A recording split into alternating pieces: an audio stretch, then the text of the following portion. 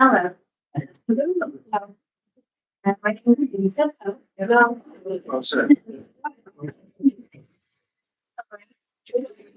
My name is Lisa Pope. I'm the president of the Upper Downtown Neighborhood Association of Updona and Ledona, the Lower Downtown Neighborhood Association. That's who are the hosts.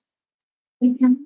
A little bit closer, yeah. Are the hosts of this fair election fund, District 10 candidate forum. Thanks to all of you for attending, our candidates and our moderator. Thank you very much.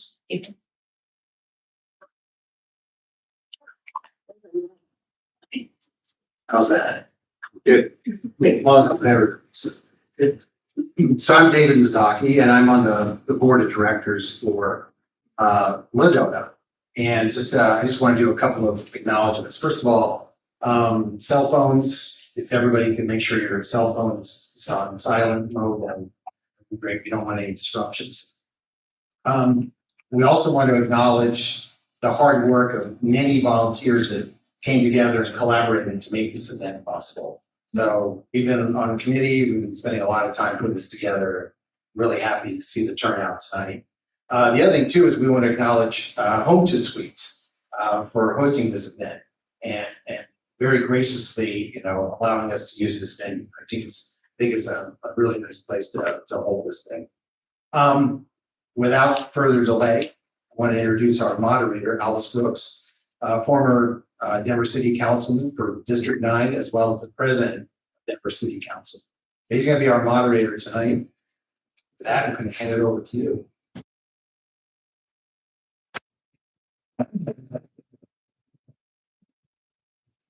Good to see you guys. I want to first just compliment you for showing up.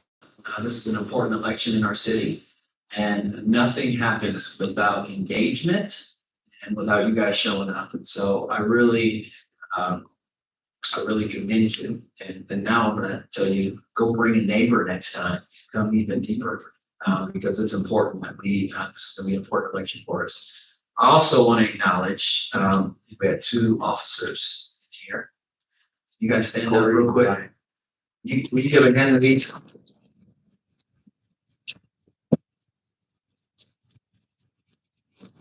Time in our neighborhoods where crime is up and there's a lot going on, a lot of conversations. There are folks who put their life on the line every day, so we really appreciate you. And lastly, I know what it takes to run for office, and I know what the sacrifice it is. So please give it up for our candidates.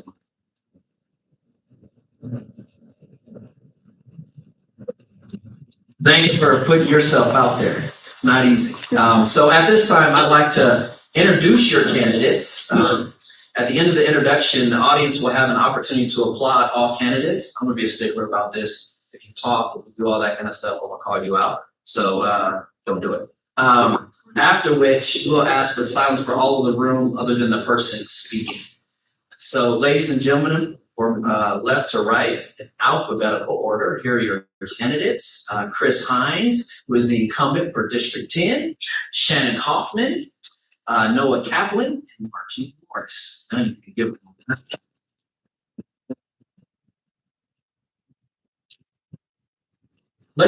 Let's talk about the plans for tonight. Each candidate will be given 2 minutes and 30 seconds, which is a lot more time than the other debates that you've been seeing. So we encourage you guys to get into some specificity of your plans. We want to know what your top priorities are. The context is around how we're addressing issues in Denver and why you would be the best candidate. After that, I will ask questions to each candidate for 2 minutes and 30 seconds to answer the same question. After all the candidates have answered, I'll move to the next question. And we'll alternate the order in which candidates answer questions. There will be a 15-minute break at 7 o'clock. We ask that you don't run to the candidates and say, hey, give us a little bit more information. Let them go to the bathroom so they can back. Continue on to the debate. It's going to be for about 2 hours. At the end of the evening, each candidate will give a 2-minute closing. And so let's talk a little bit about The general concerns, we really don't have to. You guys could list the concerns of the downtown area, but this is what we're going to be focused on, focused by the leadership of Up Donut, Look Donut. Many of the members of several downtown businesses fall mainly into three categories. These are also some of the primary emphasis of Up Donut and Look Donut. The categories are homelessness, drug addiction and mental illness, crime and its impact on safety, and the downtown's economic recovery and reopening of businesses. The questions we'll be asking reflect our desire to see and understand your plans to address the issues in downtown Denver. Couple rules before we begin. One, the audience is asked to refrain from applauding, making any verbal comments whatsoever during the debate. Please remember that everyone has come tonight to hear the candidates, actually, to run next time. And so please just respect that. We really want to hear them and put them on display tonight. Candidates are asked not to comment or interrupt each other. Civility is what we want to show as a role model. You know, nationally, that's not happening. We have a tight timeline tonight. Answers will be limited, as I said before, to 2 minutes and 30 seconds, and nonverbal 30-second warning. So we have our timekeeper up here doing that. Candidates are asked to avoid generalities and provide specific, comprehensive answers to your questions. So let's begin. At this time, I'd like to have the candidates give us their opening statements. Candidates, please remember that you have 2 minutes and 30 seconds for your opening statement, and we'll begin with Chris Hines. Hello. Oh, this thing is on. Hi, my name is Chris Hines. I serve on Denver City Council representing District 10. I like to call it Denver's Perfect 10. Hopefully others do too. I'm the first elected official in Denver's history, local, state, or federal, who uses a wheelchair for mobility. And by the way, this is the opening that I gave before my name. So it hasn't changed, even with the events in Monday night. But I am not a career politician. I grew up in rural Texas. I grew up poor. I didn't have air conditioning. Didn't have a TV growing up. But I went to college. I was the first in my family to go to college. I went to Southern Methodist University on a full scholarship. Got a computer science degree. Went back and got an MBA in finance. So I've been in the business community for a while. I promised that I would never run for office. I found a loophole. August 26, 2008, I was in a crash. I went from being a runner and a soccer player to using a wheelchair to get around. The disability community is the only community that you can join at any time. The only protected class that you can join at any time, whether you like it or not. So back to promising that I'd never run for office. Well, I found a loophole. I rolled for office instead. I think it's important that our democracy is representative of all the people. And so I'm very honored that the people of District 10 gave me the opportunity to break a barrier and be the first to represent the disability community in council. Current events have demonstrated why that's important, but I'll just leave that there for now. I think we all four of us live within just a few blocks of one another. So I would say I live downtown, but you know that already. So I'll just say my name is Chris Hines. I'm really excited about where we are in Denver today, and I'm even more excited about making Denver an even better place than it already is. Thank you. Great. Shannon Hoffman. Hi, everyone. Shannon Hoffman. I am here because I love my community, and love is a really rooted part of this run for me. I am a renter, just like 70% of the people that live in District 10. And there aren't any renters on Denver City Council right now, even though we make up more than 50% of the city. I come from a working class background.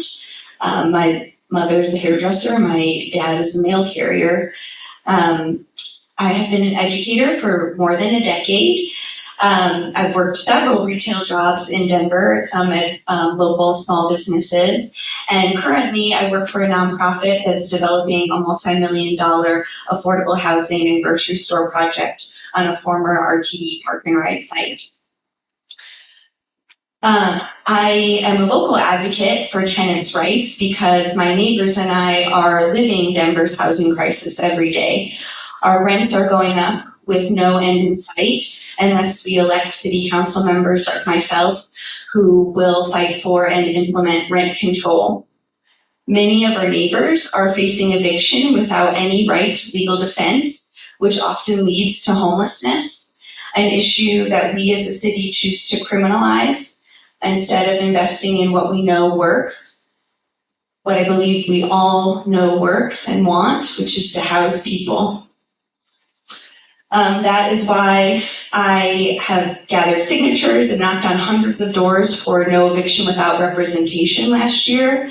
And in 2020, I led a team of community researchers with the group Allies to Abolitionists, filing more than 60 Colorado open records requests to uncover that sweeps of our unhoused neighbors cost us as taxpayers between $5,000 to $20,000 every single time we do that. And I think we'll have more of an opportunity to talk about those things later with the questions. But I'm just really happy for the opportunity to be here with you all tonight and get to chat more about some creative, innovative ideas for our city. Thank you. Hello, everyone. My name is Noah Kaplan. I am born and raised here in Denver. I'm a proud graduate of DPS schools.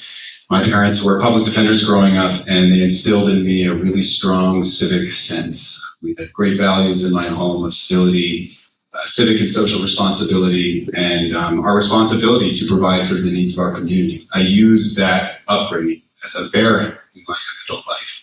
I decided that I wanted to go and be a teacher. So I went and I got a teaching degree. I returned to my alma mater, East High School in Angels. Sorry. And I went back to school and I returned to that campus that I had grown up on, and I got to direct the speech and debate program there for the last 7 years, which put me in touch with a very diverse group of over 200 students and their families, which really helped me learn about the challenges facing the Denver community and the challenges facing the educators who serve that community. So after 7 years as a teacher, I looked up to have been priced out of homeownership, basically out of the rental market as well. And I started to see how that impacted my colleagues and the families that we serve. We saw families leaving from their freshman year to their senior year. I had students move from within a 5-minute drive to a 45-minute drive. That meant kids were falling asleep in my classroom. That meant teachers were quitting their jobs. But we see decreased enrollment in DPS. So we see how all of these issues are tied together. I got a second job, like many teachers do, to try and make ends meet. And given that my training was in English, I took on a freelance journalist role with Denver Westward, covering City Hall, covering our mismanagement of the homelessness epidemic and criminal justice. Gave me a great insight into how the city operates and the ways in which there's a disconnect between the rules that are written in City Hall and how those rules impact our community, our businesses, our homes, and our schools. I'm running to bring creativity, imagination, good faith deliberation, better connections between service providers, constituents, agencies and departments inside the city government. Let's create a unified effort to address the issues facing our city. It's the only way they get done. Mark. Thank you. First of all, I want to thank all the organizers for making this evening possible, and thank all of you for being here. I do, before I start my response, want to say, as I've said to many of you on the campaign trail, I really applaud, Chris, the work that you've done for accessibility in our city and for lifting the veil on that. And I know Chris always says, he wants it to be a learning opportunity, and I would agree with that. And I would ask that all of us take this opportunity to reflect at home and at work and in our neighborhoods and be thinking about accessibility and whether those spaces are not only ADA compliant, but they are truly welcoming. So I know I'm supposed to be answering the questions, but I would like to throw a couple out to you guys. How many folks in the room feel that Denver is worse off today than it was 4 years ago? How many folks in the room are frustrated or even angry that we haven't seen real progress in solving homelessness in a sustainable way for the people who are experiencing homelessness? I agree. I'm with you. And I think that alone means that we need a change in leadership. This is an incredibly well-resourced city. It has an incredibly generous population that has approved tax increases for so many things, for expanding mental health, for protecting our environment, for reducing food insecurity, and for building affordable housing. But we haven't had the leadership to really use those resources effectively. And I think that it's time that we do. My first experience with understanding homelessness was through a domestic violence shelter, where I met women and their children who were victims and survivors of domestic violence. They were without a home. They were struggling to figure out how they were going to get their kids into the local schools.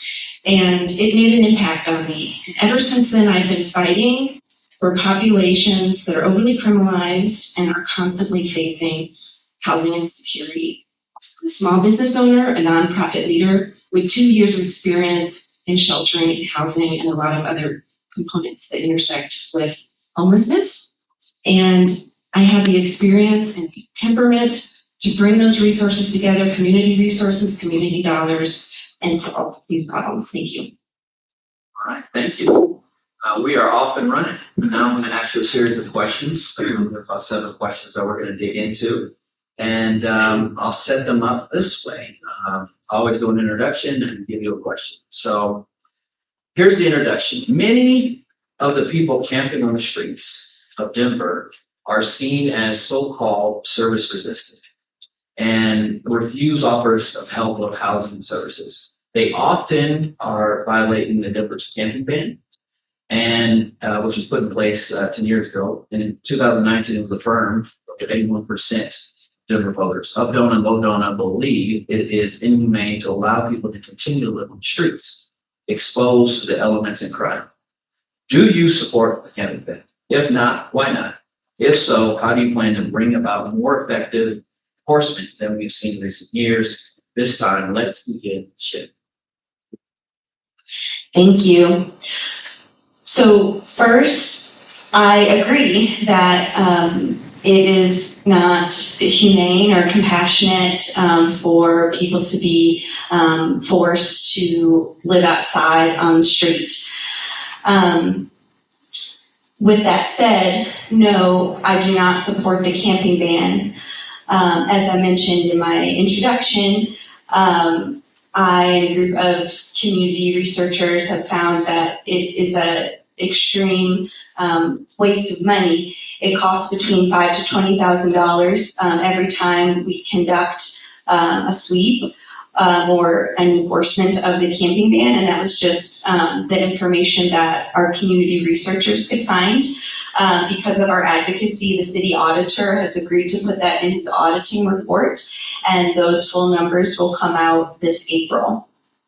Additionally, the companies that we are contracting with to enforce the camping ban, the environmental hazmat services, do so often in an extremely violent and dehumanizing way. We have on record people giving testimony that their wheelchairs have been put in the trash or crushed, their medical equipment has been taken.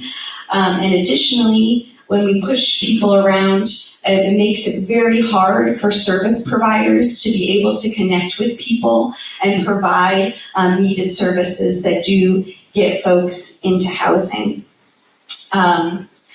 I have worked directly with Colorado Village Collaborative to support folks that are camping to be able to get into safe outdoor spaces. So those are some of the solutions that I'm supportive of, which is changing zoning codes so that we can have more permanent safe outdoor spaces, motel acquisitions, which I saw in one of the articles that y'all shared before this.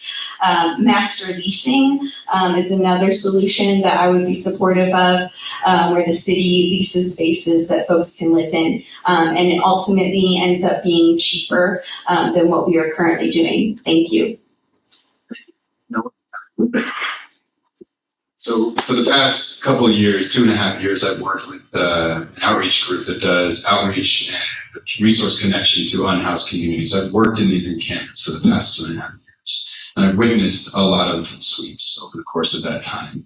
I believe that the urban camping ban enforcement of a camping ban is an important tool in keeping our communities safe. I think that the enforcement of our camping ban has failed in that it hasn't actually minimized the existence of camps in the city. And my observation of these sweeps, as I have seen them, we have DPD and we have Dottie cleaning the street. And I think that we're missing a huge opportunity with our encampment decommission. Where are resources? Where is case management? Where is the unified approach to ensuring that people have access to the resources that they need? The challenges facing people living on the street are diverse and varied and intersectional. We have addiction, we have mental health, we have being wrapped up in criminal justice issues that prevent you from getting housing or from finding jobs.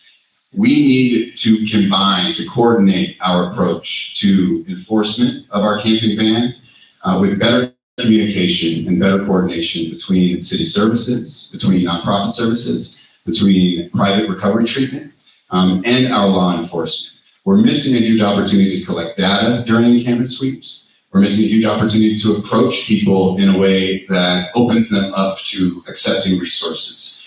My experience has been that there is a great many people that we can help with the right approach, with the right of resources. So I would like to see a robust enforcement of the camping ban, but to see that enforcement paired with services that are evidence-based and by city leadership. Thank you. I'm also in favor of enforcing the camping ban. Not only is it not safe for the neighborhood, but individuals who are experiencing homelessness have a lot more risk around crime and safety and health for being on the streets. And so we really should do better. What I envision for the camping enforcement is something that's very different from what we're doing today. And you've heard some of that from my colleagues here already. But I would use a triage approach. So triage, when you go to, say, the emergency room, to check you out, where do you fall on how urgent your case is, and then you see the most urgent first. I would do that with the camping ban enforcement, looking at encampments that are providing the highest risk to the communities around them. I would then make sure that we had full street teams of clinicians, community health nurses, mental and behavioral health services, addiction services that are reaching out to the encampments even before the abatement is announced, and certainly during that 7-day period, to start building some trust with the individuals who are living in those encampments, begin to understand the dynamics. Folks who are in encampments often build very strong social relationships with those in the encampments, and so we want to make sure we retain those and don't put those at risk. But we start identifying where those individuals are on that triage path and begin treatment and intake for those who really need services most urgently. And for others, what we need to do is identify a place for them to go, not just tell them that they need to leave that block, but that we will identify a place for them. And I am a big fan of the safe outdoor spaces for that reason. They are comparable in many ways to the encampments on the streets, but yet they have a lot of services, water, bathrooms. And so I think that's a good first step. And then we would provide transportation to the SOS, the tiny house community, whatever it happens to be, so that they aren't losing their belongings. And the last thing is I think we want to make sure that we're using the buy list. It's already being used by NDHI and all of the nonprofit organizations that are feeding into NDHI for housing. And so I think with those, we'll find some resolution. Thank you. And thank you for creating this conversation back in 2011. So it's in 2012. Thank you. It's not okay for anyone to be on our streets, particularly those on our streets. That having the advantage of actually being in office, I know that we don't use the camping ban. What we do, all of the invocations of cleanups, or sweeps, or dramatic displacements, whatever you want to call them, they're actually an invocation of a public health emergency. And so we don't use the camping ban. What we do is we document as a city that suddenly there are rats, feces, needles, propane tanks, and other things, lots of trash that are in an area. And it's not okay for anyone to live in an area that has all of these public health concerns. And so, to answer, I think what the question actually is, I do support that we make sure that our public health is preserved and make sure that our city is clean and safe. That said, in 2013, we had $0 for any sort of affordable housing. When I started in 2019, our shelters were only part-time. We didn't have any option for people with pets, partners. We also didn't have any options for non-congregate living. We only had shelters, and they only fit the model that the city wanted. So now what we're doing, since I've started, now if you have a partner, and you can go into a shelter with your partner. If you have a pet, their dog runs in the shelter as well. We also just bought a motel last month for non-congregate living. And so what we're doing is we're creating short-term solutions like better shelter options, buying hotels for non-congregate living, and the best solution for our unhoused housing, and certainly working to allow us to build a whole lot more housing in our city, because the best way to get them off the street is to become housed. The last thing I'd say is, just today we did the grand opening of the Diversion Center, which gives people another option. Instead of jail, they go to a purpose-built place to give everyone the resources they need to survive and thrive. Right. Thank you, all, for answering that question. We're going to jump into question 2 right away, and it's around long-term plans for getting help for those suffering with addiction and mental health illnesses. And I'll just say this, that some of you have already started to answer this question, and I will give you another opportunity for question 1 that said, with the camping ban and the severe camping resale issues, what sort of enforcement mechanism would you like to see? So you guys kind of talked about that, but I just wanted to, you got 2 minutes and 30 seconds. So maybe think about some of that enforcement, because I know most of this room is really concerned about that, right? So here's the question. What is your plan to get those suffering from mental illness, drug addiction into treatment? Do you support involuntary treatment similar to New York City, what New York City has announced? And we'll start with Noah. This is a great question. I think this is what needs to be the conversation around homelessness. We need to be planning for long-term solutions. And I'm reminded of one of the most robust recovery treatment programs in the city, which I think is largely unknown by city leadership. And it's just somebody that I met in my work in encampments. The organization is called Ananeo, and it builds cultures around recovery. So this is dealing with the problems of incompetency in jail. So one of the big challenges that we have is people get arrested for survival crimes or crimes related to homelessness. They're deemed incompetent or unable to stand trial, and then they are sent to jail because they can't actually see their case through. What happens then is that they're supposed to go to a hospital to get support to regain competency, but we don't have room in our hospital. So what happens is they end up back on the street. Ananeo is an organization that's partnered with the city and with jails to give outpatient treatment that allows individuals to participate in sober living. They build a community of support. They offer peer mentorship, job opportunities. They connect individuals with jobs that they're capable of doing. And over time, they build a culture around recovery, mobility, and productivity. And this organization is also then purchasing apartments in and around the city. And they then offer those apartments as leasable properties to the people who complete their program. So you're building a culture of individuals who are able to work their way up and through treatment and into a productive state in contribution to our community. If we fail to do that and we just put people in housing, my ride-alongs with DPD, my ride-alongs with paramedic, my ride-alongs with fire have revealed that many of the places we are putting people in with housing vouchers and no service and no culture of recovery end up being really scary, suffering places, and is a huge expense on the city. So we need to build cultures of recovery. Programs don't help people, relationships do. We need city leadership that is forward-facing, accessible, and interested enough in this subject to identify strong programs, to champion those programs, and to make sure they receive city support. We can address the extended problems around homelessness that way. Thank you. I agree. I think these most resistant individuals to moving into treatment are definitely going to be a challenge. There's no doubt about that. But I will start out by saying I am not a supporter of involuntary holds under any circumstances. They didn't work in 1997 when Mayor Koch did them. It was, in fact, an absolute disaster.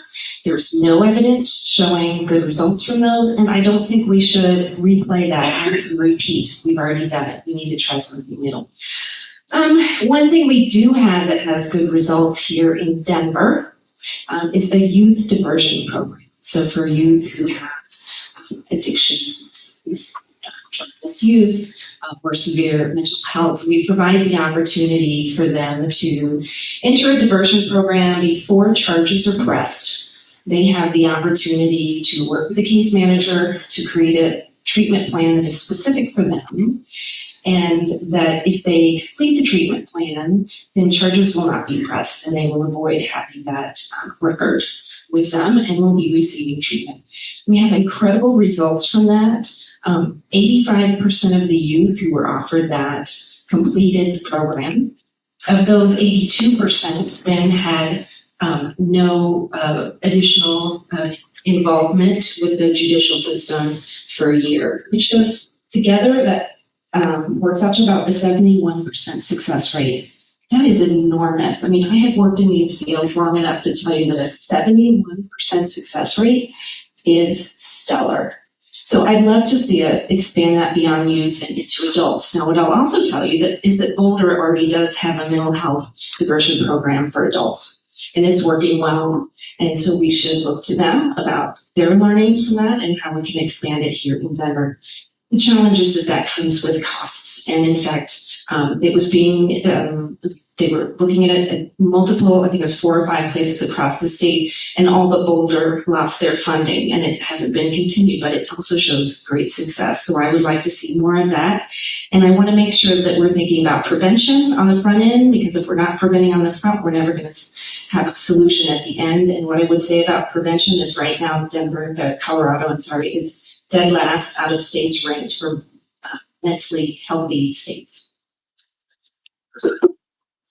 Thank you. I'm going to thank Margie for the for that answer. I think she's spot on. So right now, our police have 3 options if they come, if they encounter someone with an addiction or mental health episode, the options are to do nothing, which gets you nothing.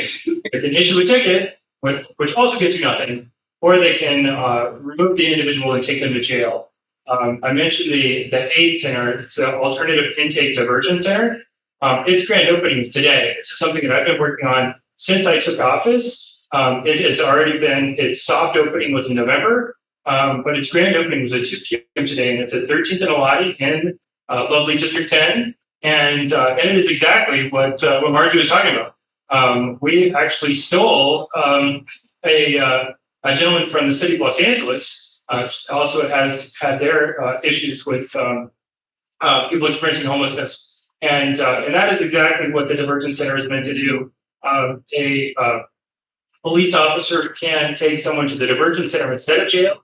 And that area is filled with social workers, nonprofit agencies, mental health, and addiction counselors, and provides the services for someone. Also removes that individual from the friction point of whatever the police were called for in the first place. And so we have seen a lot of success. 71%. I don't know that statistic myself, but there has been a lot of success. The other thing that I would say is that we also have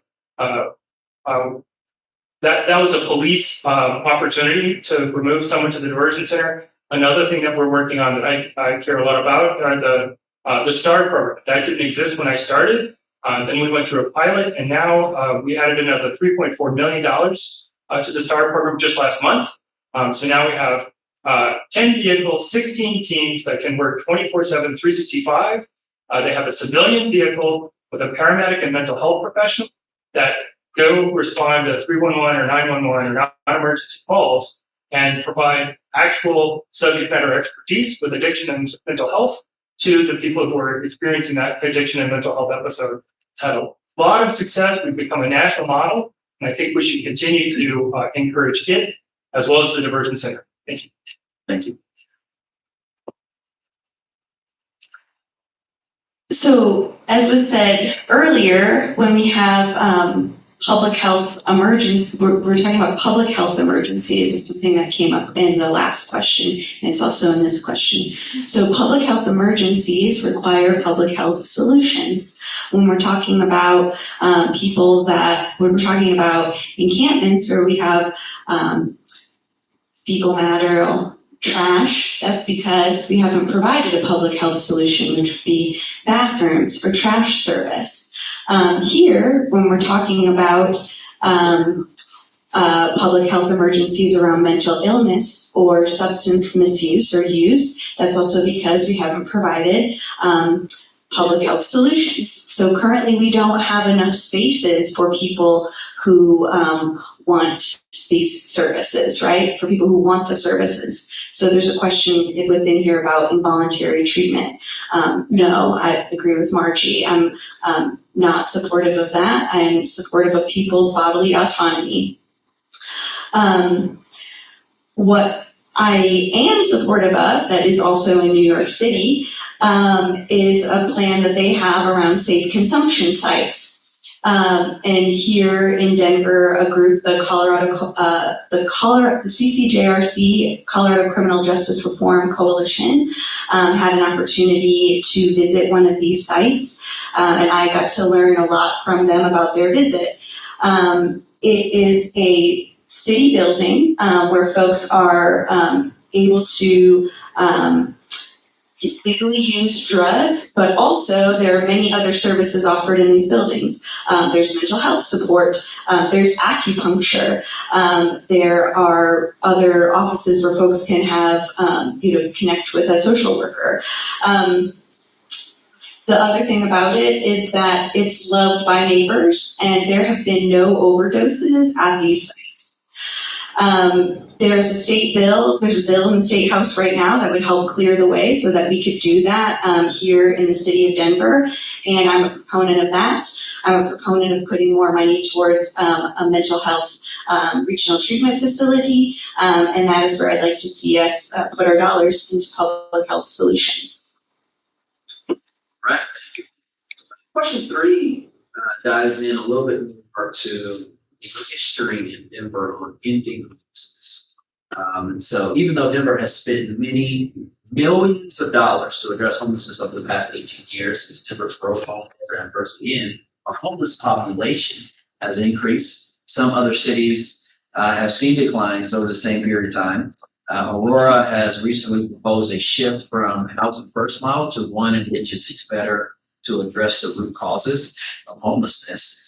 They proposed a model which should continue to provide housing assistance to people who can be successful. For others who need more help, or shelter first, treatment first, job first concepts require treatment and a job where possible before earning housing. Here's a question. Clearly, what we have been doing hasn't ended homelessness.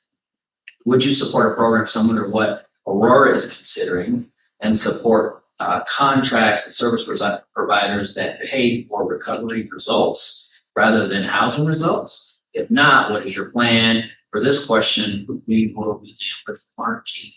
Alrighty. As far as paying for results, and it sounds great, I know it does. But I have been at leadership level with social services for 15 years, and I will tell you, recovery is not linear. It simply isn't. We're all familiar with Alcoholics Anonymous. I think we've seen enough movies and know enough people, that individuals will go into treatment and, they hit bumps and then they regress, then they go back in. The same is true for all sorts of addictions. So we need to make sure that we are there when people need us and not just simply for success. So I'll start with that. Also, we really need to be thinking about, part of the reason we have the homelessness crisis that we have is because we don't have affordable housing in the city. We don't have it. We're 50,000 units behind meeting the need in the city, and at least 20,000 of those have to be low-income units. But that's going to take a while, and so there are all kinds of things around fast-tracking that and getting them online. But my vision for homelessness is rare and brief, and I want to use something called collective impact. You may have heard about one of the efforts called Built for Zero. Basically what it is bringing all the stakeholders together with one point of measurement and accountability. And I would like to see that in City Council. Right now, homelessness is in with other committees. I think we need to elevate it. If we're going to be serious about it, we're going to have a City Council working committee on homelessness. And that is where we are going to bring together the entire ecosystem that intersects with homelessness: housing, law enforcement, job training, job placement, of course, all of the social and human services at the table. Leaders from our nonprofit organizations, RNOs, like the folks in here, leadership coming in and really setting goals that make sense for our city and that are achievable and that we're committed to them. How we're going to measure them, how we're going to report on them, those will be public-facing dashboards. And those teams then will break down into working teams and start working on some of those components. We absolutely see good results with this across the country and all kinds of things: academic achievement for youth, homelessness. Bergen County, New York used this model and brought their homelessness population of people experiencing homelessness down to almost zero. So it's possible, and we can do it here in Denver too. Thank you. I had the pleasure of going to Houston several months ago with several people from the city of Denver, also the city of Aurora, and a few other county commissioners. And so I accompanied Mayor Hoffman of the city of Aurora to Houston. We wanted to understand how Houston had been so successful in taking people from the street and put them into housing. They had housed more than 12,000 people who were formerly on the streets when I was there, or by the time I had gotten there. And so I heard Mayor Kaufman's proposal for a shelter-first model. I know that this is something that I disagree with the leadership of Donut and Low Donut about, but I do still think that a housing-first model is the right answer. The best thing for our in-house is to give them housing. That said, in 2013, we had no one for affordable housing in the city. Now we have a purpose-built tax. We've voted here in Denver to tax ourselves for a dedicated affordable housing fund. We have an entire agency that's dedicated to housing stability. In 2023, we have more than $250 million in dedicated in our budget specifically for housing. Government's slow. We're behind the eight ball, but we are coming back, and we're making sure that we have an all of the above approach, including buying a motel last month for housing, but also making sure for housing the unhoused. Two other things about Houston. First, they said what they did is they took entire communities at once. So instead of just taking one or two people from one encampment and housing them, they took the whole group. The group was there, connected together for a reason, and that I think is something that we've been missing. Is we haven't been taking an entire community into housing at the same time. If I couldn't go with my partner into housing, I would go. And then the second thing I would say is that this has to be a regional approach. The city and county of Denver has been going alone, and we need a truly regional approach. And that's what Denver or Houston found had a lot of success.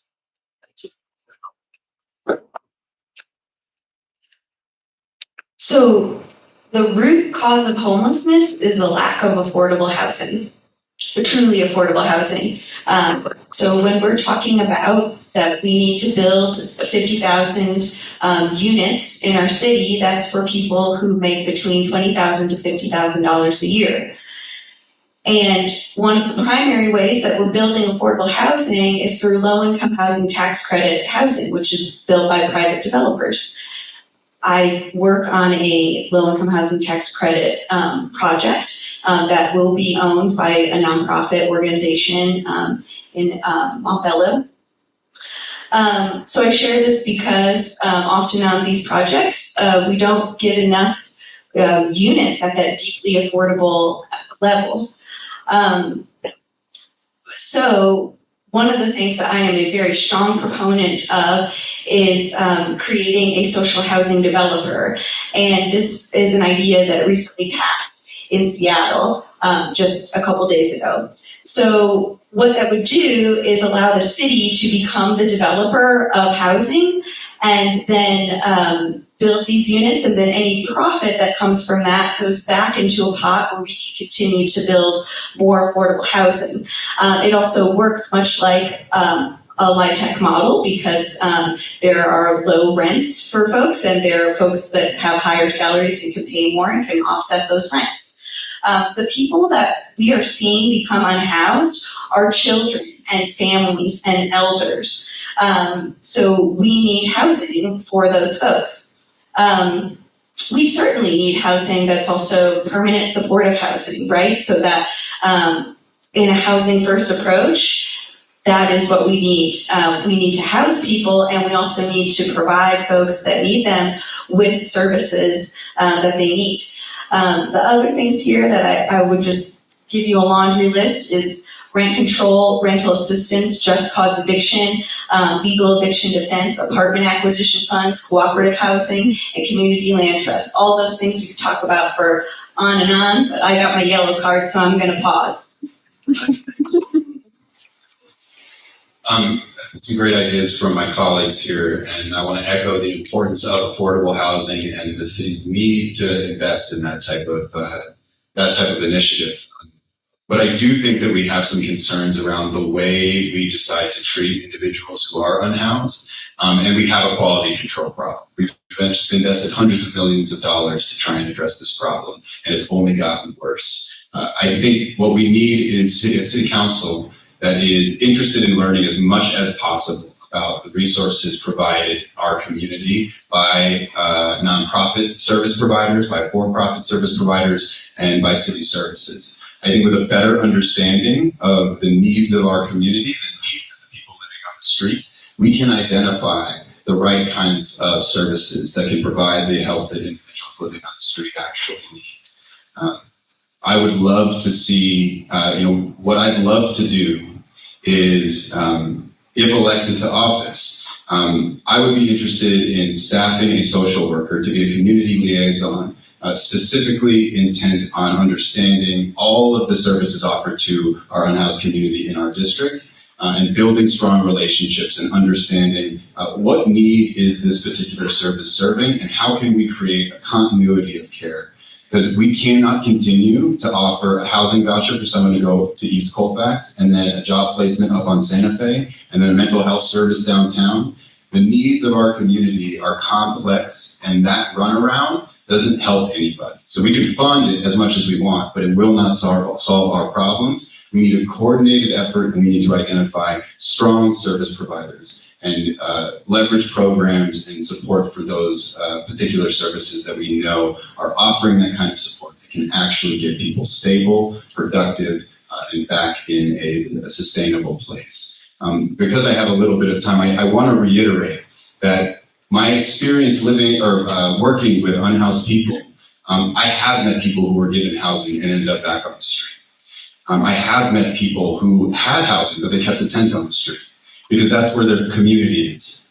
So the idea that we do not, that housing solves this problem for us, my ride-alongs with fire and paramedics shows it moves suffering indoors. And what we need to do is make sure we're providing what people need and building communities of recovery. Thank you. We're gonna take a break. This is, we'll take a 15-minute break. We're gonna allow the candidates to use the restroom. Please give them space to do so. We'll be back in 15 minutes. It's just getting good.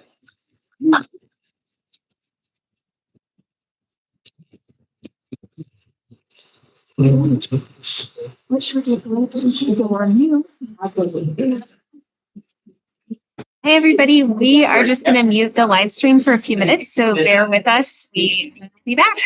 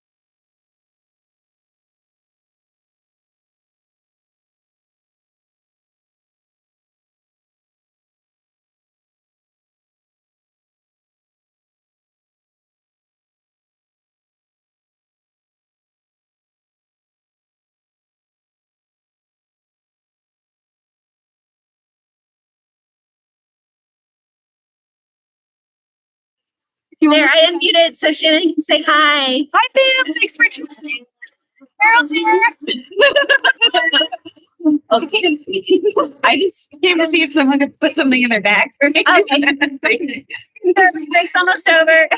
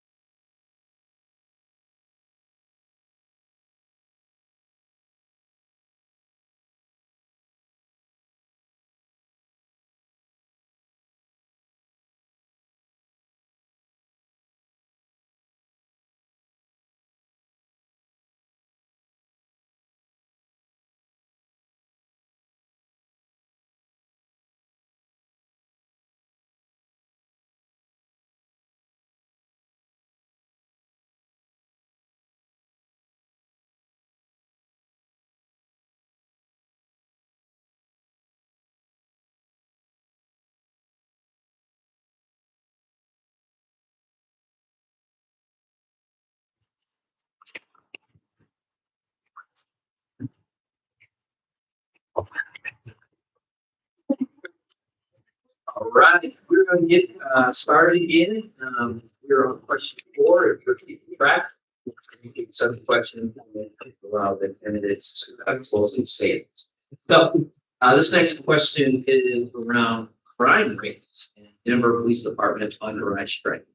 So, between 2019 and 2021, 40 states experienced decreases in their total crime rate, while Colorado was one of 10 states with increases. Ours was the 4th highest increase of those states. During this time, Denver's auto theft rate increased 138%, and Colorado has the highest car theft rate in the country. Denver has also experienced increases in the murder rate, the rate of aggravated assault, and many other crime categories. Before his retirement, DPD Chief Hazen stated to Aldona that a higher police presence through substantially higher levels of officer staffing could prevent crime from happening. Rather than reactively using officers to arrest people after committing crimes, police departments across the country are having difficulty hiring officers. Currently, DPD's authorized strength is 1,639 officers, with a current effective strength of 1,449. Here's the question. Do you believe the current authorized strength of DPD is too low, too high, or just about right? What actions would you support for either attracting more officers or downsizing the police force? We'll start with Chris Hines. But now we'll reverse the order, going with Mark first. No, but All right. For too long, we've relied on our police to be everything. Utility knife. Relied on them to go everywhere and do everything. And so I'm very happy to say that I supported the STAR program, as I mentioned before. Did not exist when I took office. It went from nothing to pilot to a strong component of our public safety implementation, and so that, along with helping to fund other ways to combat the causes of the reason why police go to various calls, is really the focus of what I'm working on. So, STAR program, rental and utility assistance funding, to help keep people in their homes if they're struggling to make ends meet. Raising the minimum wage, that affected more than 1 in 9 Denverites positively, and it's crazy that it affected so many, but it did. And we provide eviction defense 100% of the time to anyone who is in economic need. That was a law that I voted for and helped pass. That said, there are people here on this panel who want to abolish the police. I don't agree with that. It is important for us to have police, It is important for us to have an operable police force. We have victims of domestic violence. We have people who, our system is set up so that people are innocent until proven guilty. But once they commit a crime, they should face the consequences. So it's very important for us to have a police force. We have not had an increase in strength in our police force since 2013. Meanwhile, we've had more than 130,000 residents move to the city of Denver, and that's not even talking about all the workers that have come to Denver as well. So in many ways, we've already defunded the police in our city. City's core role is public safety, and so 40 to 60% of any city's budget goes to public safety. Meanwhile, our percentage is at 36%. So it is time. It is time. Thank you. I do believe that police are critical partners in our communities and in our district. I do think that we need to be supporting our police, and I believe there's about a 7%, although this shows about 11% gap in numbers right now. I think we really need to work with police around training and support so that we have a better opportunity to both recruit and retain police. I think longevity is important. Community policing, knowing the community. I'm a huge fan of PALS, which is the Police Athletic League. It's a national association where police, run sports clubs with the kids or go to the elementary schools and do the bicycle tune-up day with your, friendly police officer. Those types of things really do build trust in the community and create a level of understanding between residents and law enforcement.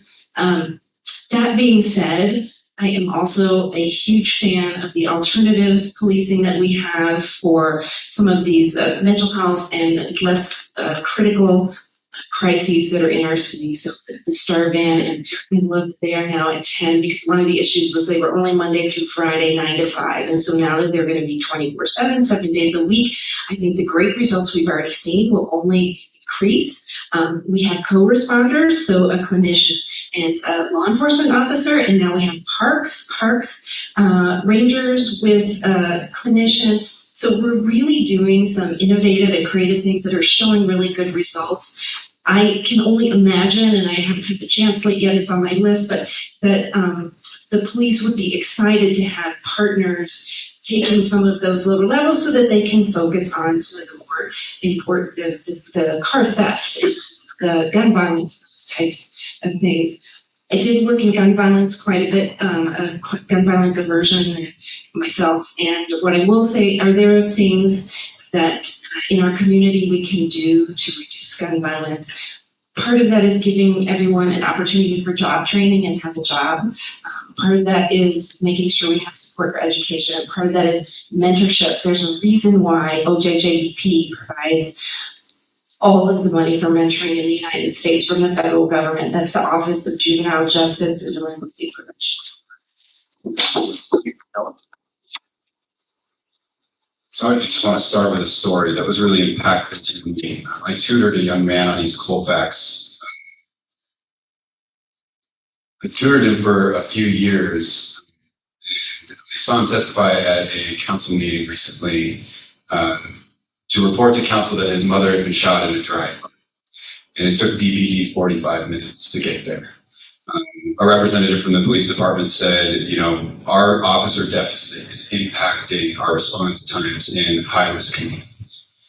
So I think it's important that we acknowledge how essential that 911 number is, and that when you need a police officer, somebody you trust should be there to show up.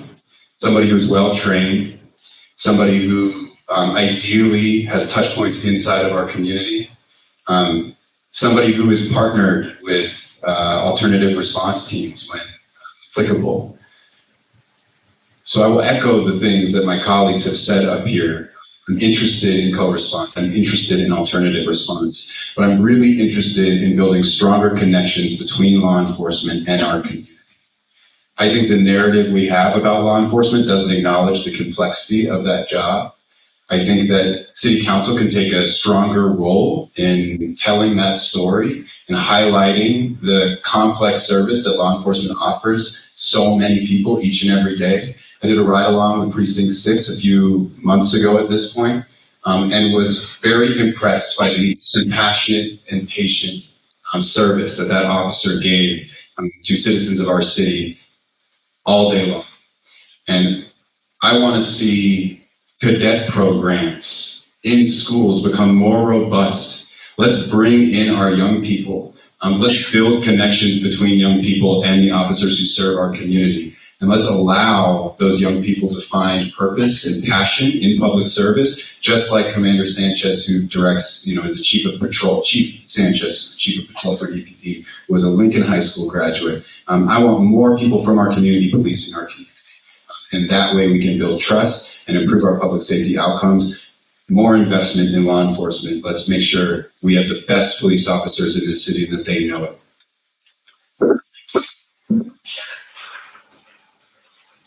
Thank you. So, as has been hinted at, I am an abolitionist, but I'm here to tell you that there's nothing to be afraid of with that. And maybe some of you who are here are also abolitionists, and you don't know it yet. So I think often when we hear this word, we think about people who want to tear things down. And to me, being an abolitionist is about dreaming of the world that we want to live in and working together to co-create it. This is about being hard on systems and kind to people. And I'm talking about kind to people who are in police and policing. I'm also talking about being kind to people who are suffering from poverty. And so when we listen to groups like the Task Force to Reimagine Police, what they are telling us is that the way we are going to end crime and violence in our city is by addressing poverty, education, mental health, and housing. So I believe that we're seeing difficulty hiring in our police force, just like we're seeing difficulty hiring in many places in our city and in other businesses. So what I'd like to see is investment into alternative responder programs, not co-responder programs. The STAR program has been shown to reduce crime by 34% in places where it's been implemented, and it costs less. So it costs $151 per response as opposed to $646 per response by the police. The other thing that STAR is asking for, people that have started STAR, it was started by Dasher and the Denver Justice Project, is that they would like community control, much like the Citizen Oversight Board with the Office of the Independent Monitor. We also need a direct line to this program. This is what our community experts are asking for, and I believe we should respond accordingly. Right, thank you. We're now going to go to the economy. As I think all of you know, downtown since COVID has been severely impacted by the loss of visitors. Tourism is critical to the economic vitality of Denver. Particularly downtown Denver is critical to the tourism industry with the Convention Center, Denver Center of Performing Arts, 6th Street Mall, and more. But conventions and tours are staying away because of the negative perception of safety. A coalition of public, private, nonprofit partners and law enforcement recently announced Together We Will, coordinated strategy and fusion of resources to address public health, safety, challenges in downtown Denver. Here's your question. What should be done to attract more conventions, tourists to downtown? And we'll start with Margie. Thank you. First, I would like to give a shout out to the DEP organizational collaboration downtown who really came together during COVID to re-envision the communities where they lived and ensure that there was safety and clean streets and good things, because there are a lot of businesses downtown.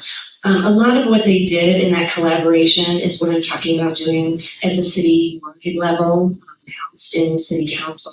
I think good collaboration and coordination so that we know where gaps in services are and overlaps, and we can just be doing a better job of providing services. I think it's really important. But we do have businesses downtown that are hanging by a thread. Some of them are just shuttered, others are struggling. They're having trouble keeping their employees because employers are afraid that there are personal safety concerns being downtown. They lose their clients for the same reasons.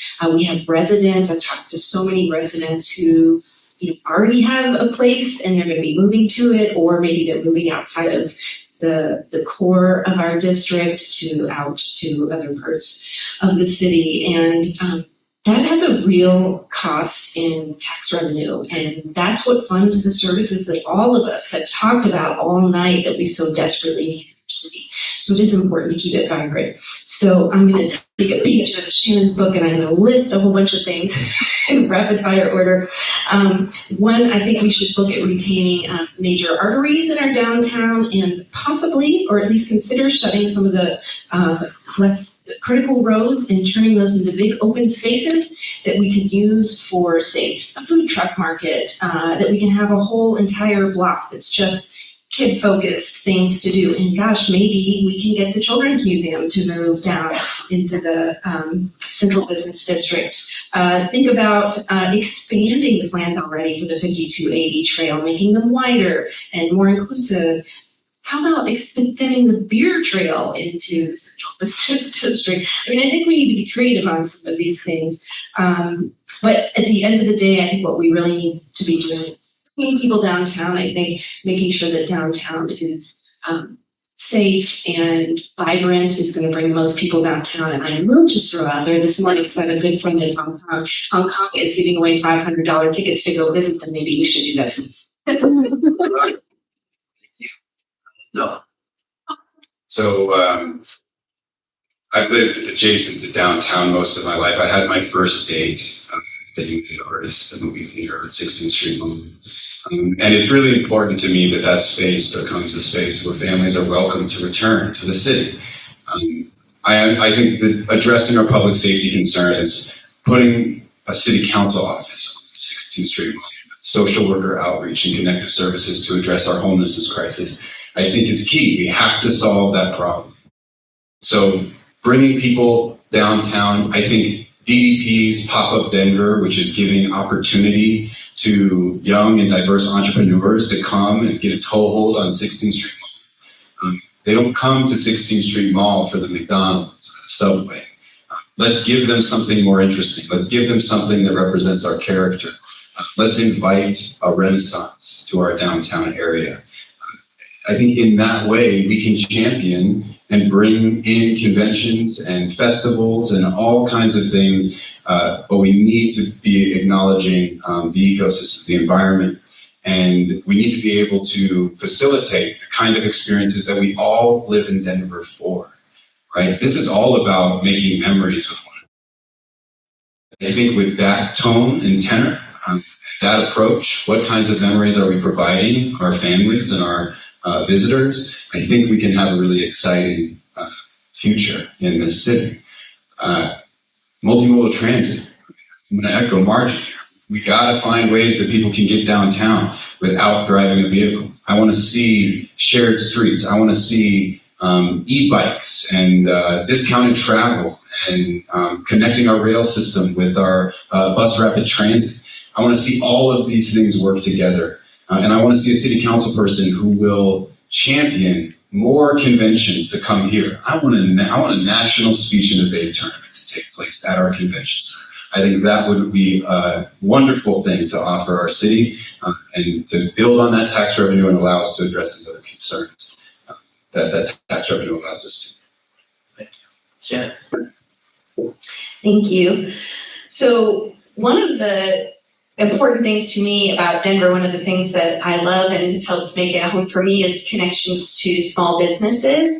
And I think that's one of the things that makes Denver really unique. So I'm a huge proponent of supporting the small businesses to flourish downtown.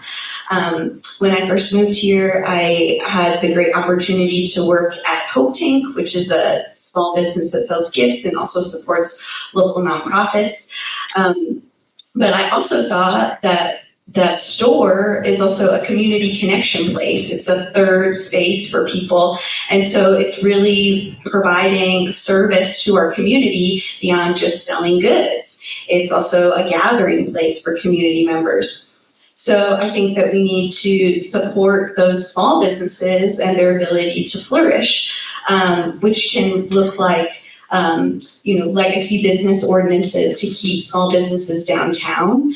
That could look like commercial community land trusts, and a commercial rental registry. One of the things that we're hearing from small business owners is that rent is very high, and they also want to pay their employees a thriving wage, but the combination of those two things is really hard. And so we need to be investing in these small businesses. We see downtown that we're investing in these entrepreneurial spaces for small businesses to get a kick start, but are we investing in the sustainability of those small businesses to be able to stay there for a longer period of time? Additionally, I think that we need to be listening to workers in these spaces. I have walked around a little bit today and yesterday and talked to folks, and a lot of the workers that live here or that work here live in Capitol Hill because they find naturally occurring affordable housing there. So I think we really need to be listening to workers here as well. And I'm going to wrap it up. I think that's the list of my list of ideas. Thank you. Chris? Thank you. There are some advantages of being the incumbent in office, and I'll get into that in a second. The Together We Will press conference, I saw several of you there, so it's good to see you there. The Denver's downtown is both the hub of this talked about the convention center, but it's the hub of government, business, tourism, and culture for the entire state of Colorado. So it's critical that we make sure that our downtown is vibrant and that we have a positive and safe and great experience for everyone who wants to go to our art museum or DCPA or spend money along the 16th Street Mall. So one of the things we have to do is make sure that the space is accessible and safe. We're spending $160 million on the 16th Street Mall. That's $10 million a block. Kind of a mess right now, as everyone knows here, but once it gets done at the end of next year, that's when it's supposed to get done. It will be beautiful. And it will be the end of next year for sure. But it'll be beautiful, and it'll be a broad and inviting experience for us to have to bring people back. The DDP's Pop-Up Denver, I voted to fund that. I think it's great when we can encourage small businesses and minority and women-owned businesses and local shops to come downtown. We can have them front and center for all the people who come from the nearly 220 direct destinations that our airport has. And I'm lucky enough to serve as the chair of the BIS committee, which has our economic development office, which has our airport, and so having some of these conversations are some of the things that I'm working on. The 5280 trail, that's a great idea. I was the one who helped get that funding on the bond. I'm really excited that the first fully funded segment of the 5280 trail is going to go in. We have $7 million for that. E-bikes, I voted for that as well, and I think it's great. We've become an immediate national leader in alternatives to transit like e-bikes. The speech and debate tournament, I think that's amazing. That's a wonderful idea. As someone who went to state debate twice in high school, let's do it. Right, thank you. We're going to keep on with this focus on the economy and economic engine of downtown. But we're going to turn it from the kind of convention focus and into business. As you know, the mayor and city council previously collaborated years past to attract businesses to Denver, particularly corporate headquarters, regional headquarters, which employ thousands of people. But now we are seeing businesses, small, medium, and large, leave Denver and move to Cherry Creek, move to Greenwood Village, and sometimes out of state. What role, here's the question, what role does city council have in returning downtown Denver to being a desirable place for businesses to locate or at least remain? Delaware, so. I think city council has a very important role in ensuring that. And I just want to tell a story that I imagine that you've got a young entrepreneur who lives in a converted office building on 18th in California. And they have a young family. They leave that building. They jump on an e-bike that they've got parked outside. They've got a whole rack of them for anybody who lives in the city to get around. And that person goes to a place like the Commandant Chamber, which is an incubator for young business owners, people who want to see new ideas, new opportunities to build experiences for our city, come together, come up with ideas. That person is able to grow a business and hire people from our city who are able to access downtown through multimodal transit, not using their cars. They come down and they bring their kids with them. We have a daycare on 16th Street Mall for city workers, people who work in the downtown core. That person is able to grow that business. And because we have space downtown, that business explodes in employees and opportunity.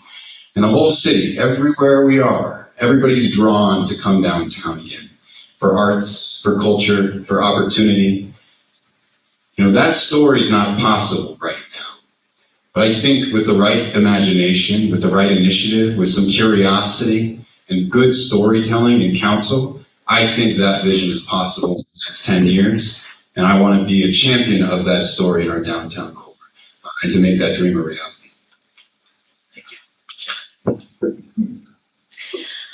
I like this question because it also has inside of it, what is the role of council? So I just want to take a minute to talk about that. What is the role of council?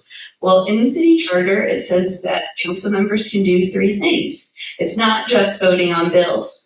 It's also making bills. It's making laws and it's changing laws. And it's approving the budget, which is offering amendments. So what can we do? And it's also, what's not written in the charter is being a good community organizer. I think as we are seeing a rise of people who are starting to have the opportunity to work from home, we have to think in a really innovative way about reimagining downtown, because we might not see folks come back to the office as people are realizing, it works a little bit better for my life to have this flexibility to sometimes work from home. So what might we do with some of these buildings that we have downtown? Let's create a fund where we can acquire some of these office buildings and rehabilitate them into housing.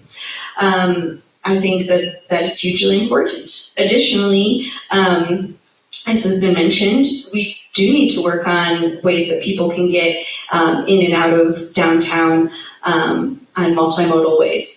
I, actually walked here today from my apartment, but that's not always possible for everyone because of, how the sidewalk is plowed. If you are not able to walk and you're taking the bus, maybe that's inconvenient for you. So I think we can be investing and partnering more with RTD. In Boulder, they have the hop, skip, and jump line. So we see investment in more circulator routes. We could also be investing in better pay for RTD drivers and also for free fares. So I do think that City Council has a huge role in reimagining and revitalizing downtown, and it's about being creative together. There are several things that we can do. I first want to talk about how mayor and city council attract corporate headquarters to downtown. We're still doing that. Obviously, the COVID has impacted a lot of things and how we do business. And this last term has been predominantly through COVID. But just in my first term, COVID interrupted a lot of it. But here in the city of Denver, we hosted a delegation from Ukraine before that was back in 2019, before Ukraine hit a lot of people's front of mind. We also hosted the city of San Diego. We hosted the city of Tulsa. And just to understand a bit more about how we can get collaboration between the two cities, we can have more businesses from those places come here. And then also it's important to visit other cities as well. I've visited the city of Las Vegas, I've visited New York City, and I visited Mexico City and visited with elected officials in each of those places to understand how they're accomplishing their business development, and frankly also to talk about how they're tackling their people experiencing homelessness.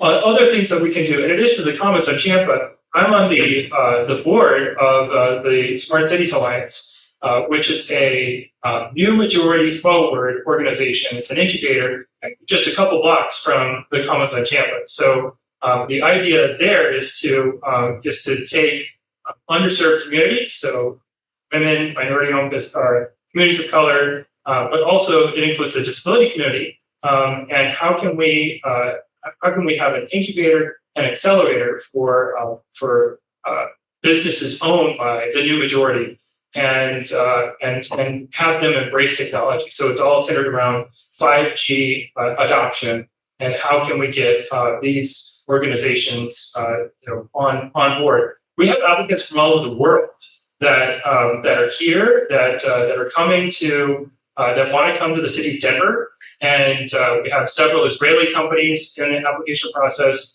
UK, Korea, several obviously from all over the U.S. as well. But this is a way that I personally am working to get more businesses here to our city.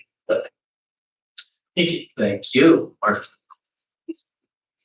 Even jump in, Kirby. Okay. Yeah, this is a big question. So, first of all, I think the efforts to diversify businesses downtown amazing and hugely successful. We have to remember that Colorado, after the mining rush, is an oil and gas state and had a boom-bust economy for a really long time.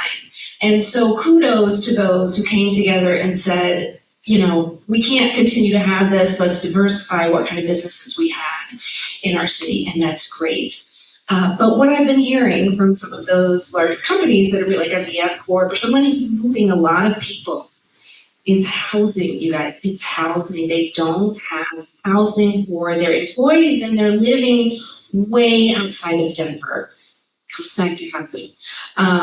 For our small businesses, who are the heart of our core of our district, nationally, small businesses are 99% of all businesses. I don't know if you guys know that, and they bring in a huge amount of GDP. So, we need to protect that. But the challenges I'm hearing from our small businesses and our bids is permitting,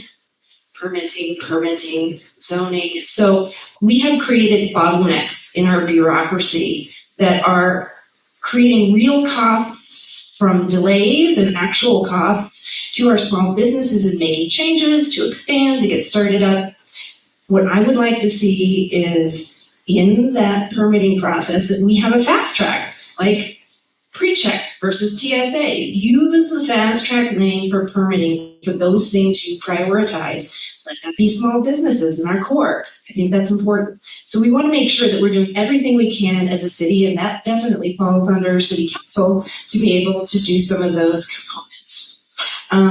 I also want to say yes to daycare, yes to out of school time downtown. I think that's going to be bringing businesses here. Yes to workforce housing. I know we've got the River Mile that has a pretty healthy workforce housing component, but we need more of that. We need people to be able to live closer to where they work. And I think that's really important. The last thing I want to say is we are like a burgeoning tech and entrepreneur city, and let's keep it up. The Denver Startup Week is super fun. If you guys haven't been, I've been to 2. It's amazing. It gets folks from all over the country. As a result, we've had some great businesses here and a lot of unicorns, and we need. Thank you. All right, we are a little late, so we're going to move these responses to.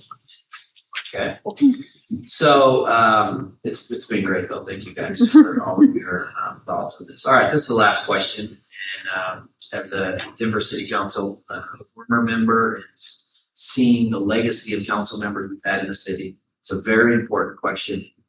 We want to really hear from you. How you all use this. The last question is: in 2022, the mayor submitted a budget to the city, $1.66 billion in general fund, which began January 1st, 2023.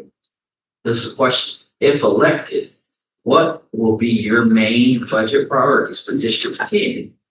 And how will you get your colleagues to support your priorities to set votes? Shannon, we'll start with you. Thank you. One of the big things that I'm a proponent of is co-governance, meaning that we work collaboratively on what our budget priorities are. So we had an opportunity to do that recently with the participatory budgeting project.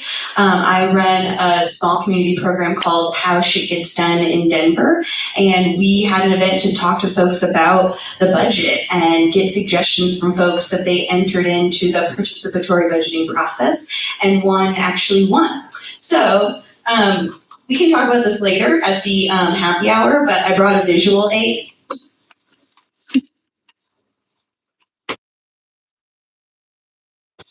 This is the budget. This is your budget. So what do you want it to be? And a city council person's job is to legislate that. So let's talk about it at the happy hour after.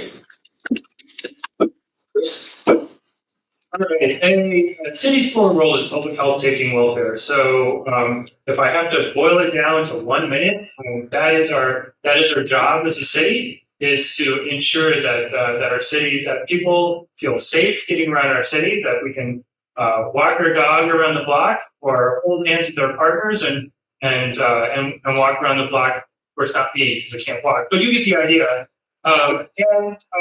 So that's what we do as a city. The second thing that I would say is that it's very important for us to build for future generations. So additional transformative projects like the 16th Street Mall. We have Civic Center Next 100, which is a transformative project. The 5280 Trail, I'm a huge owner of, and all of that is predominantly here in the city center. So making sure that we have projects like that that will break Denver's dependence on cars, that will be the best for our future generations, climate, physical health. Thank you. I'd actually focus on 3 things: affordable housing, and affordable housing, and affordable housing. We need affordable housing. We also need to change the conversation, and right now the conversation about affordable housing is 60 to 120% of AMI. I got news for you folks. Minimum wage puts you at 43% of AMI. If we are not housing people at 43%, we are not solving any problems in this city. So affordable housing, we need to think about rezoning, we need density, we need transit-oriented developments, we need some infill, a lot of things. But affordable housing, all roads lead there. Thank you.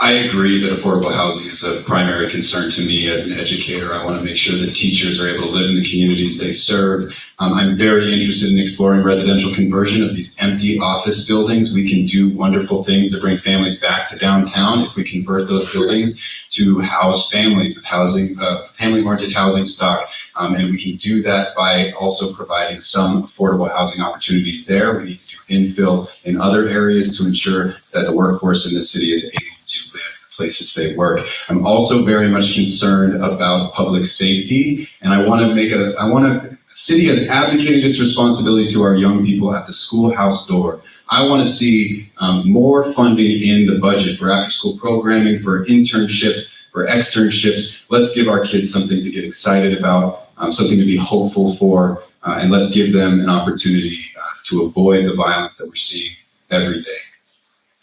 Right. The questions are over, and your closing statements, unfortunately, they're gonna have to be 1 minute, so that we can, so we're gonna, this is a good test, by the way. So, we'll start with you, Chris, closing statements. My name is Chris Hines. I am so excited to have the honor to have represented District 10 for the nearly past 4 years. Since I took office, we worked on a STAR program. We started making sure that the police were out of the business of responding to things that don't need police. But meanwhile, we made sure that we have a police force that has the recruitment and retention that is necessary to make sure that we have a community that can feel safe. So I also care a lot about, we were talking about affordable housing. I've already put in the 2023 budget, which I voted for, has more than $250 million for affordable housing. I'm just very excited to have another 4 years to talk about the important, critical factors that face Denver today. So, Chris Hines, I'd love to have your support and your vote. Thank you. Thank you. Hi, everyone. Thank you for the opportunity to speak tonight. I'm Shannon Hoffman, and I would love to earn your vote for Denver City Council District 10.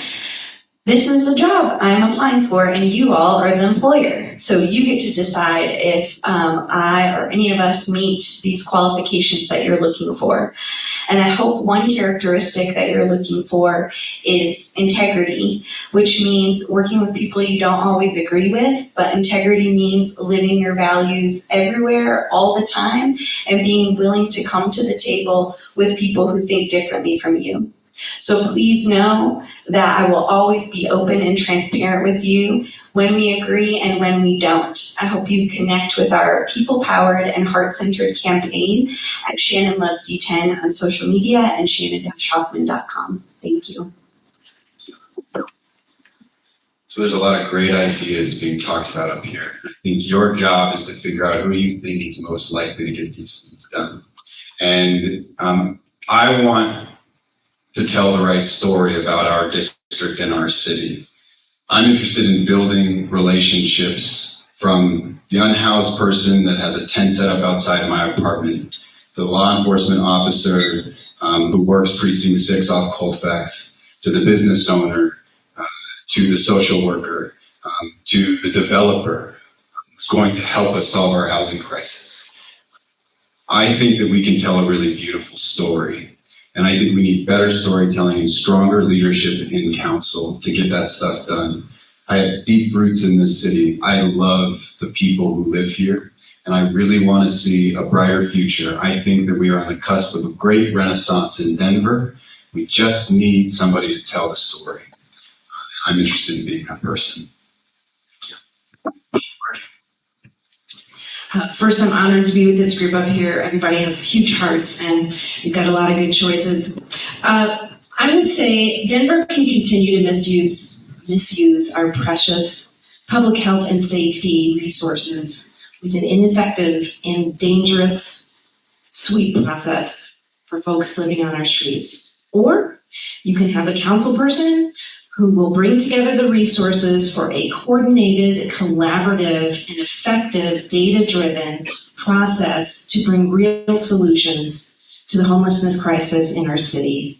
I hope you've heard that I have the experience, I have the passion, and I'm ready to solve the problems in Denver so that it works for all. I'm asking for your vote and for your support for my campaign, Margie Morris, morrisfordenver.com. Thank you. Would you give it up for these candidates?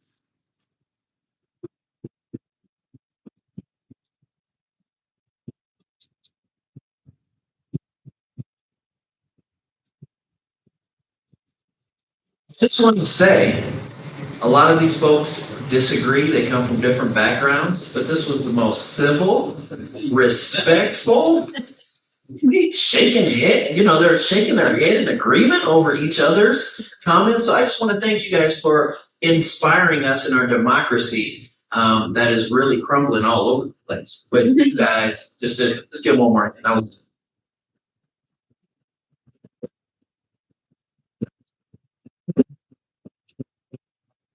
We give a shout out to Outlets for being a great moderator. Hey, we have, right before we leave, we have the city clerk's office to talk to us a little bit. Where is she? Yeah, come on up to talk to us a little bit about FBF and any other announcements you have. Hi, everybody. Thank you so much for being here. We just wanted to do some quick reminders about the municipal election. So ballots are going to be mailed to you on the week of March 13th. So keep an eye out for your registration. If you've moved, if you need to update it, please do so. Go to the Colorado Secretary of State's website or denvervotes.org, and you can update your information there. The municipal election is April 4th. Make sure that your ballots are into us by 7 p.m. You can vote in person. We have 43 drop boxes across the whole city, so you can use any of them. They're secure. They have 24 hours surveillance. So just fill out your ballot, sign it, and put it in. We also, you can vote by mail with one stamp. And we are going to have our mobile voting unit in 4 different locations. So if you haven't seen it, it's a mobile voting service center that goes around the city, and it's also there in case we have an emergency at one of our PSCs. And then for city council, if we don't have it gets 50% plus one vote, they will go into a runoff, and that runoff will be on June 6th.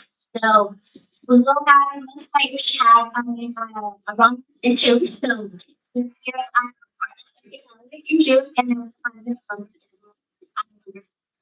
a lot of information. If you want to go to denvervotes.org and find out information, we can get some from here. Update your registration. You can find voting service close to you or a Dropbox close to you. And again, thank you so much for hosting this and thank you for being here.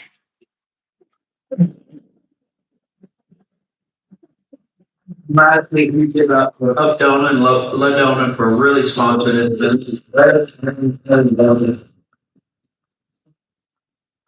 Have a great night. Thank you. Thank you. Want to remind you, we're going to get together at downstairs in the Temple Dock for anybody who would like to have drinks. Hey, everybody. Thank you so much for tuning in. Thank you to our volunteer Carol, who is taking time out of during a school week. He's in high school and held the computer for us the whole time. Hit us up, Shannon-Hoffman.com, at Shannon Loves D10 on social media. Thanks for being here.